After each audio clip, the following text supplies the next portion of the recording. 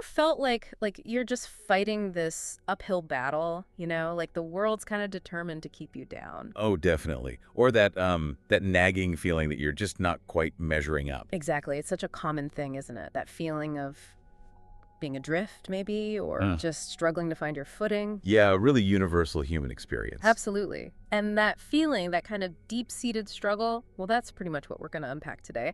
Welcome, everyone, to the Gist Gab podcast. We're the place where we take a whole stack of ideas and try to boil them down into something you can actually use. Right. And our focus today is exploring this really profound framework for navigating exactly those kinds of challenges. We're getting into Jordan Peterson's big one, 12 Rules for Life, an antidote to chaos. Yeah, it's been influential. Peterson lays out these 12 rules, right? Right.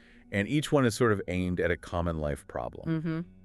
The basic idea is that, if we adopt a more proactive stance, set some clear goals, actually engage with our problems. Yeah. Instead of ignoring them. Exactly. Solve them and take real responsibility for our lives, we can face all that chaos head on. And he starts off with something that, well, it might surprise you. It involves lobsters. Yeah, lobsters.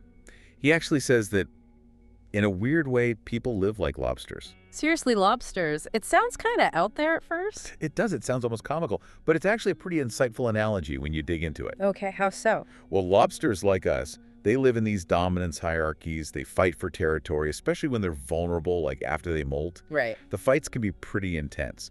But the really interesting part, the part Peterson focuses on, is what happens after a lobster loses a fight. Okay, what happens? This is where it gets wild. When a lobster gets beaten, its brain actually changes. Chemically, physically, it loses the will to fight again. Peterson calls it becoming a loser through and through. Wow. Yeah, it'll even run away from lobsters it used to beat. It just totally gives up its claim to, status. And he draws a line from that straight to us, to people. A direct and pretty stark parallel, yeah. He says after big setbacks, losing a job, a relationship ending, some big personal loss, a lot of people kind of adopt that same loser identity. They just stop trying. They stop striving, stop engaging, they sort of internalize the defeat. It's quite tragic, really. So, okay, the mission then for us today and for Peterson in the book is, how do you shake that off? How do you shed that loser identity and face life head on again? Exactly. And to really get how to do that, Peterson argues you need to understand where this whole dominance thing comes from. It's ancient, billions of years old. Billions, wow. Yeah, and our brains are basically wired to constantly track where we stand in that hierarchy. This internal status monitor, it affects everything, how we see things, what we value, our emotions, thoughts, how we act. So if you feel like you're at the bottom of the pile, your brain's not exactly helping you out, is it? Not at all. It's kind of working against you. When your brain registers low status or feels constantly under threat, it actually limits serotonin production. Serotonin, okay, the neurotransmitter. Right, the one that helps regulate mood and stuff. So less serotonin means you feel more intimidated, vulnerable, anxious, fragile. Your self-confidence drops. You can't handle stress as well. That's like a downward spiral. It's a total feedback loop. Failures pile up, serotonin drops, motivation goes down, and yeah, it can lead straight to depression. But if your brain thinks you're doing okay, high status, or at least secure, it's a different story. Completely different neurochemical situation. If your brain's self-check says, okay, things are stable, we're secure, it gives you plenty of serotonin. And that feels like Calmness, confidence, more of a fighting spirit. You start seeing problems not as disasters, but as opportunities maybe. Yeah. You feel capable, safe, ready to take things on. Okay, so knowing all that about our brain chemistry, what are the first practical steps Peterson suggests? How do you actually start to break that loser curse or rewire things? Well, he suggests some things that sound almost deceptively simple at first. Number one, regular sleep. Sleep. Okay. He points out that irregular sleep is really strongly linked to anxiety and depression. So keeping orderly biorhythms, like waking up at the same time every day, even weekends. Even weekends, ugh. Yeah, he says it's fundamental for emotional stability. It helps stabilize those negative emotion systems in the brain. That consistency must send a signal, right? Like things are under control. Absolutely. The body loves predictability. Second thing, a nutritious breakfast. Really? Breakfast. Yeah, Peterson found that low blood sugar from skipping breakfast, or just having junk, Yeah. can make you physically and mentally unstable for the whole day. He actually saw people with anxiety feel much more normal just by eating a good protein-rich breakfast. Wow, you're literally fueling your brain properly. Right from the start of the day. Fuel the brain, regulate the sleep. And the third piece of advice is interesting because it seems external, but he says it has a huge internal effect. What? Stand up straight with your shoulders back, or, hold your head high. Ah, the posture thing. Yeah, and it's not just about how you look. I mean, sure, people do judge us on body language. If you look defeated, they might treat you that way, which just reinforces it. Right, that cycle again. But the real power, Peterson says, is deeper. Standing up straight actually impacts your nervous system directly. It can trigger an increase in serotonin. So posture literally changes your brain chemistry. That's the argument. It boosts confidence, fortitude. It helps you kind of embody your best self, ready for challenges. It shows how even simple physical discipline can be a tool for mental recalibration, mind-body connection in action. Okay, so you're sleeping right, eating right, standing tall, you're feeling a bit more solid.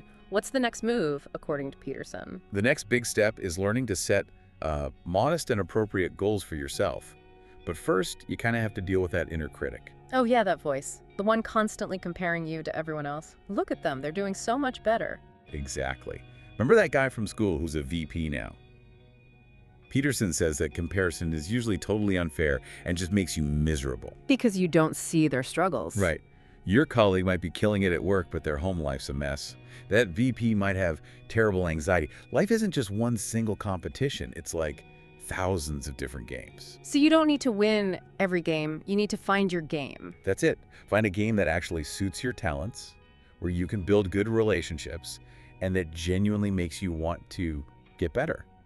And the best comparison, Peterson's really clear on this. Not others. Not others. It's comparing your today self with your yesterday self. That's the only truly objective measure. Set goals based on your own progress, not on envy. And the goals have to be, true to you, right? You can't just decide you're going to be someone you're not. Absolutely vital. Right. If you set a goal that goes against your basic nature, you're probably going to fail, and you'll end up resenting it and maybe yourself. Like his example of trying not to argue. Yeah, if your pattern is to bottle things up and then explode, setting a goal to never argue isn't realistic or true to how you operate right now. You need to look honestly at what you really want to improve, what's actually doable for you. So authentic goals and also realistic ones. You can't just aim for your boss's job if they're amazing and not leaving soon. Exactly. Think about Calm, the guy who wants his boss's job. If the boss is great and staying put, obsessing over that one goal just leads to frustration. Yeah, bitterness. Peterson calls it cognitive blindness. Jealousy or just tunnel vision makes you miss other possibilities. Maybe the better path is a sideways move, learning a new skill, maybe even looking elsewhere. There might be other hidden ways to improve your life. Okay, so you find these authentic, realistic goals. How do you make them less scary, less overwhelming? How do you actually do them? He gives you 3 key questions to ask yourself. 1, what are my concerns? Just list them out. 2, do I actually have the power to make changes here? And 3, this is the kicker. Am I really ready and willing to make a change? Willingness. If the answer to 2 or 3 is no, or even maybe, then your goal is too big right now. You need to aim lower. Break it down. Like the pile of papers example. Exactly. That huge, scary pile on your desk. Maybe you can't face sorting the whole thing. Can you do 20 minutes? No. Okay, 10 minutes. Okay. Still no. How about just 5 minutes? Keep shrinking the task until you find something you are genuinely willing to do right now. Find that first tiny step. Yeah. And then, and this is so important and easy to forget, reward yourself. Ah, the reward. Yes, after you do the thing, even the tiny 5-minute thing, give yourself a little reward. It's not silly. It's reinforcing the behavior for your brain. It keeps you motivated for the next step. Okay, so physical habits, check. Setting good goals, check. Rewarding yourself, check. But life still throws curveballs, right? Problems pop up. Always. And Peterson talks about our tendency to simplify everything. We see an apple, we think food, we don't notice all the detail. Well, that works for apples. But it's disastrous if we do it with big life problems, if we're just going to gloss over the details. Like the example he gives of the wife who ignores the small issues in her marriage. Exactly. She has this unwavering faith, ignores the minor frictions, simplifies her reality to keep things comfortable. She doesn't register the small signs, her husband's little quirks or issues, until boom, she sees him flirting. And her whole world collapses. Right. Suddenly she thinks her whole life was a lie. Was she ever loved? It's devastating, and it comes from that long-term, maybe even deliberate neglect of the details. So how do you avoid that? How do you catch problems earlier? Peterson's advice here is incredibly simple, almost profound. Notice when you're not happy anymore. Just notice the feeling. That feeling is your signal. It's an alarm bell. It means something's wrong, a problem exists, and it's time to look closer and figure out what needs to change quickly. And once you notice that unhappiness, that signal, what's next? Accurate analysis. Yes. You have to figure out what's actually bad versus what you're just imagining might be bad. Okay, like the flirting example. Right. Seeing the husband flirt, that's a real bad thing that happened. But jumping immediately to, he's definitely cheating, we're getting divorced, that might be an imagined worst-case scenario. Understandable, but maybe not accurate yet. Exactly. So you gather data. Why might he be unhappy? Are the kids taking all the attention? Are their old arguments still simmering? Yeah. You need to pinpoint the real issue, the reasons behind it. And then? Then you have to describe it precisely, clearly, to the people involved. You have to talk about it honestly to have any chance of solving it together and avoiding real tragedy. Okay, so that whole first part is really about taking charge, setting things right, facing things head on. But what about when, despite all that, chaos still hits? Because pain is coming, right? You said it's inevitable. It is. And that brings us to the second major theme, really. How do you deal with that unavoidable pain and suffering without just, giving up or becoming destructive? Yeah, how do you manage that? Well, Peterson acknowledges it's a harsh truth. Everyone suffers. Everyone deals with negative emotions. And sometimes people lose that battle. They get consumed by bitterness, believing life is just fundamentally unfair and awful. And that can lead to terrible places. Absolutely. He mentions the horrifying example of school shooters, people so convinced that existence itself is wretched that they choose destruction. A really dark past. So what's the alternative? When you're facing real deep suffering, what does Peterson suggest? He holds up Alexander Solzhenitsyn as a powerful counterexample. The writer, who was in the Soviet Gulag? Exactly. Here's a guy, Soviet soldier, captured, tortured, imprisoned in the Gulag, saw friends die, got cancer. He had every reason imaginable to just curse the world, to be filled with hate. Yeah, you couldn't blame him. But instead of bitterness, he turned inward. He started asking himself these incredibly tough questions like, have I ever caused suffering? How? Can I stop making mistakes now? Can I repair any damage from my own past failures? Wow. So instead of blaming outwards, he looked inwards. Relentless self-analysis instead of resentment. He chose to take responsibility for his own part, his own failings, rather than just criticizing others or wanting revenge. And that's the key. Peterson argues it's absolutely crucial for inner growth, for healing. No matter how justified your bitterness feels, dwelling on it, seeking retaliation, it just stops you from growing and hurts you and others more. It's braver and ultimately freeing to pause and ask, am I making the absolute best of this situation even now? So if you were to boil 12 rules for life down, like as a guide for navigating life, what's the main takeaway? He really did design it as a practical manual, Right. For when things get tough, when you feel lost or unhappy.